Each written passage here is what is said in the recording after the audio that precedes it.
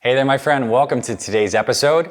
This is Dr. Anthony Balduzzi. I'm the founder here at the Fit Father Project and the Fit Mother Project. And today's episode is all about breaking up with your scale. If you've been tuning into the Fit Father or Fit Mother Project for some time, you've probably heard me talk about how our team believes that if it is your goal to reach a certain weight and to lose weight, one of the best things you can do is track your weight almost daily, if not daily. And a quick summary of our thoughts and the research behind this as well is basically this philosophy, that if you have a weight goal, what gets measured and tracked gets improved. So if you're trying to lose 20 pounds, it's a really good idea to check in every single day to see what your body weighs at the same time in the morning. That gives you feedback on how your body responded to the last few days of work, and it gives you a trend line and data points over time. And the goal is not to see you lose weight every single day. It doesn't work like that. You probably know it doesn't work like that. What happens is you might lose a pound here, gain a couple back, then you drop a couple, but the net trend you want to see is over the course of 7 days, you're down 1 to 2 to 3 pounds. Or over the course of a month, as you start to lose more weight and weight loss slows, you're down the 1 to 2 to 3 pounds. You're looking for trend lines and you're looking for feedback loops. At a certain point though in your journey, when you get very close to your goal weight, or if you finally reach your goal weight, that scale ends up having a different relationship and importance in your journey moving forward.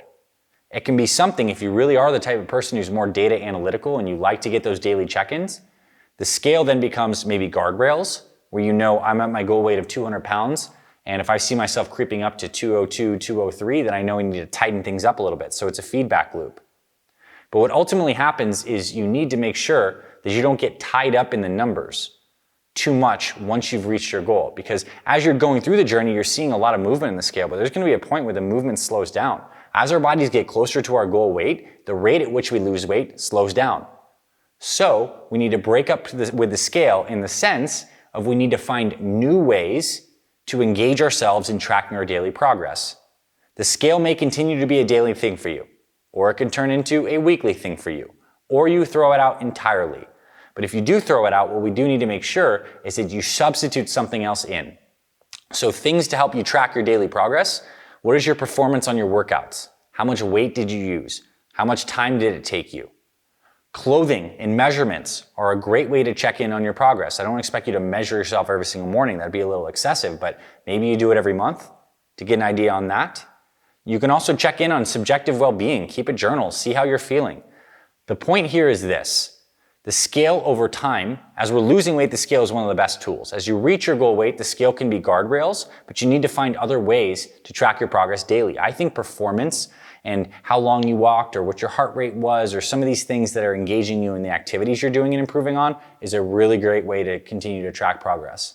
Other good things is to really take note inside a journal of some non-scale victories, NSVs. We talk about these with all of our program members. These are maybe a comment that a coworker made because he or she hasn't seen you in a while and they're like, wow, what have you been doing? You go to your doctor's office and they're shocked at how much weight you've lost. Or you go to play with your kids and your grandkids and you realize, oh man, I wouldn't have been able to do that a couple months ago. I can now do that. Or someone gives you a nice compliment. Or you look at yourself in the bathroom mirror and you see muscles where you saw flab in the past. Whatever it is, these NSVs are key to continue tracking our progress. And we need to actually look for them. So I think being intentional about keeping a little journal about what your NSVs are is a great way to continue to check in and stay accountable to your daily progress. Because we know we still want those daily check-ins. We know we want that structure. We don't want to lose that. But the scale is naturally going to become less and less important as we get closer to our goal weight. Then it becomes guardrails. It becomes something that we just generally track where our weight's floating around. But we all have the understanding that as we start to lose weight, the rate at which we lose slows down. We can't have the scale be turned from some positive tool that's giving us feedback and accountability into some punitive tool that we're like really frustrated, right? So this is going to be unique to each of our personalities. We've got to kind of figure out what our relationship is, but I'll tell you this. There's many ways to break up with your scale. That doesn't mean throwing it out completely necessarily, but it does mean you're tracking your progress in other dimensions and not just getting fixated on this idea of weight. You can be tracking your body fat. Maybe you go get a DEXA scan, which actually scans your body and shows you your exact fat mass versus bone and free muscle mass. Cool ideas. Many ways to track. Scale is one of them. Very good when you're trying to reach the goal weight. Once you get there, you need to have a more holistic approach to tracking your progress over time. That's going to keep you more engaged. It's going to help you be more successful. It's going to make this journey fun, not a drag. Because when it's fun, you'll sustain it. And the joy and exuberance that you have with your routine, because you're actually loving how this new healthy lifestyle is going to rub off on your friends and family.